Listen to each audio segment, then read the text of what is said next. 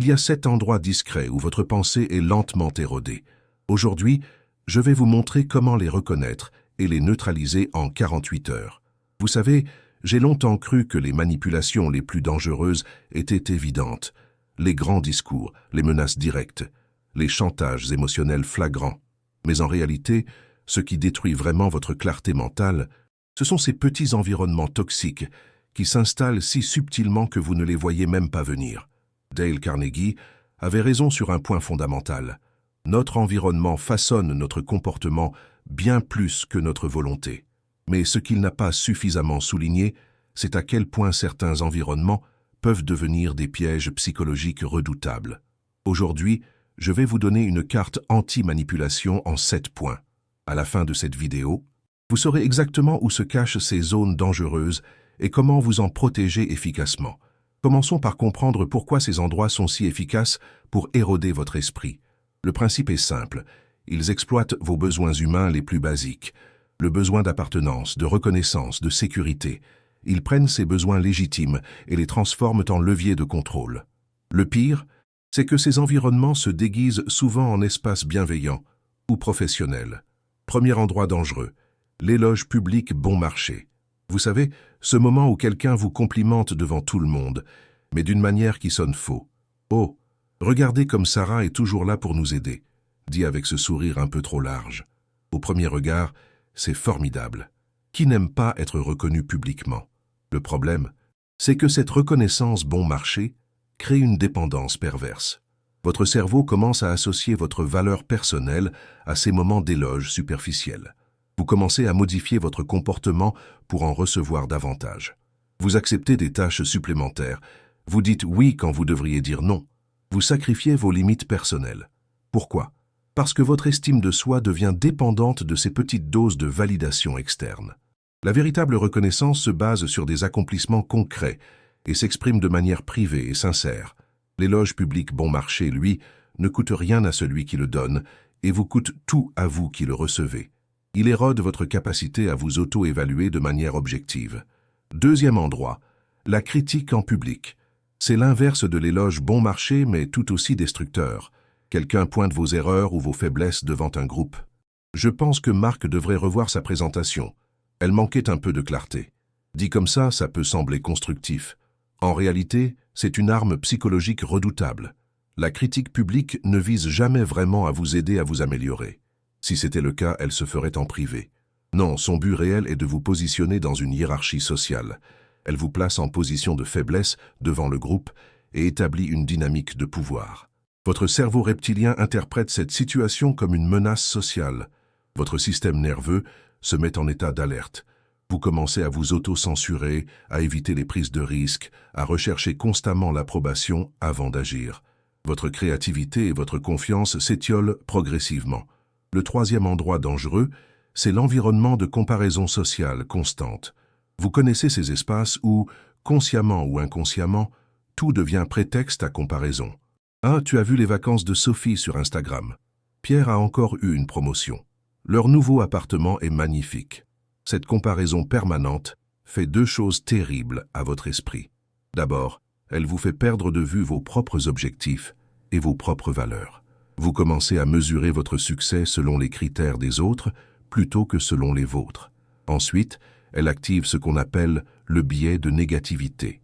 Votre cerveau remarque davantage ce qui manque dans votre vie plutôt que ce que vous avez accompli. Le résultat? Un sentiment chronique d'insatisfaction et une course permanente vers des objectifs qui ne vous appartiennent même pas. Votre énergie mentale se disperse dans 1000 directions au lieu de se concentrer sur ce qui compte vraiment pour vous. Passons au 4e endroit, la demande vague marquée comme urgente. Vous recevez un message du type « Il faut absolument qu'on se parle aujourd'hui, c'est important » ou bien « Peux-tu regarder ça rapidement? C'est urgent ». Sans contexte, sans explication, juste cette pression temporelle artificielle.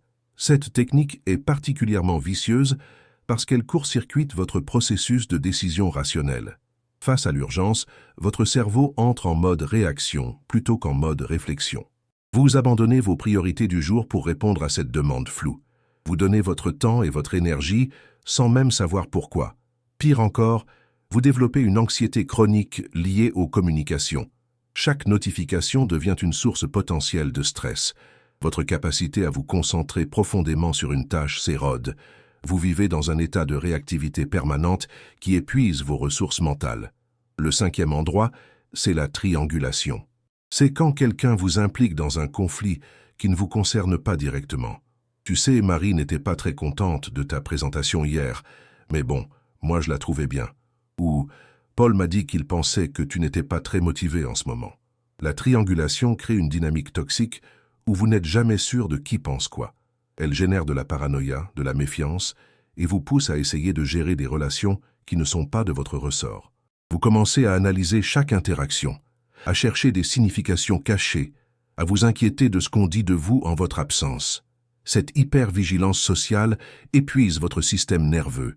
Elle vous empêche d'être authentique dans vos relations et transforme chaque interaction en calcul stratégique.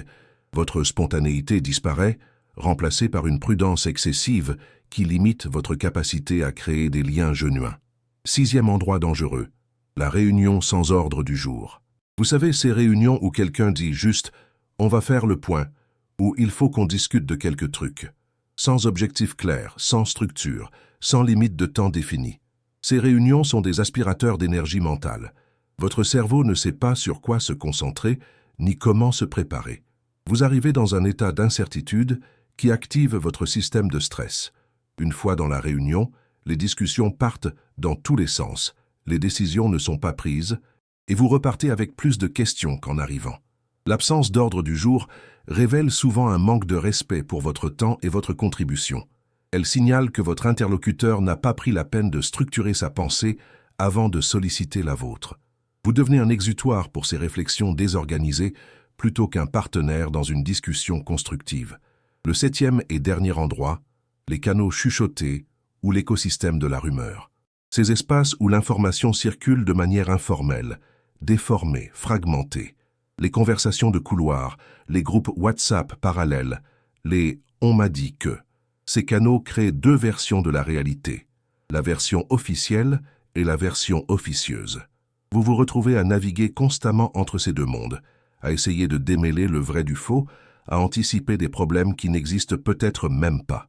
Votre énergie mentale se disperse dans cette quête permanente d'informations vraies. Plus pernicieux encore, ces canaux vous transforment malgré vous en participant du système. Vous relayez des informations non vérifiées, vous contribuez à la déformation des messages, vous devenez complice d'un écosystème toxique qui nuit à tout le monde, vous y compris. Maintenant, parlons d'un phénomène crucial. Le médium devient le message. Marshall McLuhan avait raison, mais il n'avait probablement pas anticipé à quel point ce principe s'appliquerait à nos environnements psychologiques modernes. Prenez l'exemple du bureau ouvert versus le bureau fermé. Le bureau ouvert envoie un message implicite. Votre travail est public, interruptible, négociable. Même si personne ne vous dit explicitement que vous devez être disponible en permanence, l'architecture de l'espace le communique. Votre cerveau intègre cette information et ajuste votre comportement en conséquence. De même, WhatsApp transforme la nature de vos relations professionnelles. Les messages arrivent à toute heure, mélangent professionnel et personnel, créent une attente de réponse immédiate. Le médium lui-même, par ses caractéristiques techniques, redéfinit les règles d'engagement social. Vous n'avez jamais explicitement accepté d'être disponible 24h/24, mais l'outil vous y pousse insidieusement.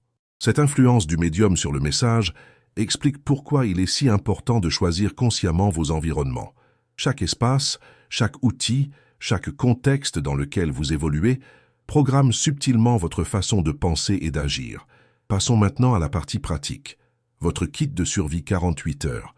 Pour chacun des 7 endroits dangereux, je vais vous donner un contre-modèle concret que vous pouvez implémenter immédiatement. Pour l'éloge public bon marché, développez ce que j'appelle les phrases ponts. Quand quelqu'un vous fait un compliment vague devant un groupe, répondez par « Merci, peux-tu me dire en privé ce qui t'a le plus marqué ?» Cette phrase pont vous permet de transformer une interaction superficielle en feedback constructif tout en sortant du piège de la validation publique. Pour la critique en public, utilisez la technique de la redirection. C'est un point intéressant. Est-ce qu'on peut en parler après la réunion pour que tu me donnes des suggestions concrètes? Vous reconnaissez la critique sans accepter l'humiliation publique et vous récupérez le contrôle de la situation. Contre la comparaison sociale constante, créez ce que j'appelle vos métriques personnelles. Chaque dimanche, notez 3 accomplissements de la semaine selon VOS critères, pas ceux des autres. Cet exercice simple recalibre votre système de mesure interne et réduit votre dépendance aux références externes. Pour les demandes vagues urgentes, instaurez la règle du contexte obligatoire. Répondez systématiquement « Je veux t'aider efficacement, peux-tu me donner le contexte en 2 phrases ?» Vous forcez la personne à structurer sa demande et vous gardez le contrôle de votre temps. Contre la triangulation, utilisez la redirection directe. Si Marie a un souci avec ma présentation, je préfère qu'elle m'en parle directement. Peux-tu lui demander de m'écrire? Vous refusez de participer au jeu du téléphone arabe et vous responsabilisez chaque personne dans ses communications. Pour les réunions sans ordre du jour, implémentez la règle des 3 questions. Avant d'accepter toute réunion, demandez quel est l'objectif, quels sont les points à traiter et quelle est la décision attendue. Sans ces réponses, vous proposez de reprogrammer quand ces éléments seront clarifiés. Enfin, contre les canaux chuchotés, adoptez la politique de la source directe. Vous ne relayez et ne réagissez qu'aux informations que vous pouvez vérifier auprès de la source directe. Cette règle simple vous sort automatiquement des circuits de rumeurs. Mais implémenter ces contre-modèles ne suffit pas. Vous devez aussi mesurer leur impact sur votre bien-être mental. Voici votre protocole de mesure sur 7 jours. Chaque soir, notez 3 éléments dans un carnet ou sur votre téléphone. Votre niveau d'énergie mentale sur 10, le nombre de fois où vous avez ressenti de l'anxiété liée aux interactions sociales et votre satisfaction générale de la journée. Après une semaine d'application des contre-modèles, comparez vos scores. Vous devriez observer une diminution significative de l'anxiété sociale et une amélioration de votre énergie mentale. Si ce n'est pas le cas, c'est que l'un des environnements toxiques résiste à vos contre-mesures. Identifiez lequel et renforcez votre stratégie pour cet endroit spécifique. L'objectif n'est pas de devenir paranoïaque ou de voir des manipulations partout, c'est de développer ce que j'appelle l'hygiène psychologique, une conscience claire des environnements qui nourrissent votre esprit versus ceux qui l'épuisent. Pensez à ces 7 endroits comme à des virus informatiques. Ils s'installent discrètement dans votre système mental et consomment vos ressources en arrière-plan.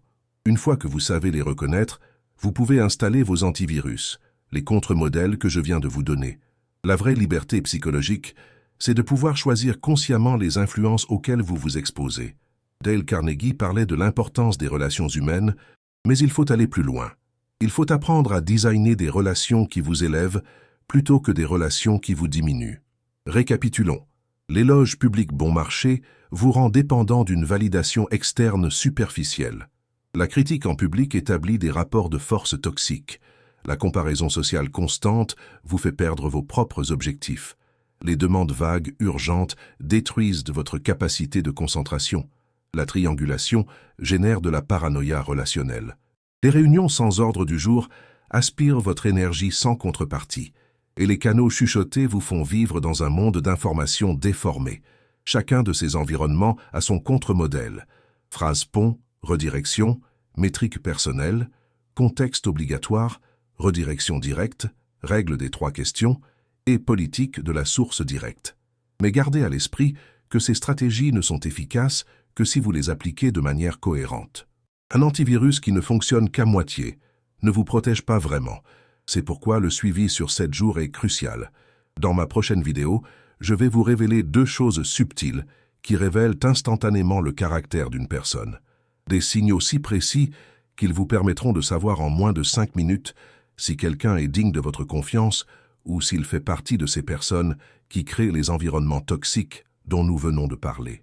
Écrivez ci-dessous ce que vous pensez de cette vidéo, quelles idées vous aimeriez voir ensuite, et partagez-la avec quelqu'un que cela pourrait aider aujourd'hui. Votre esprit est votre ressource la plus précieuse. Il mérite d'être protégé avec la même attention que vous porteriez à votre santé physique. Ces 7 endroits dangereux existent autour de vous en ce moment même. Maintenant, vous savez les reconnaître et vous en défendre.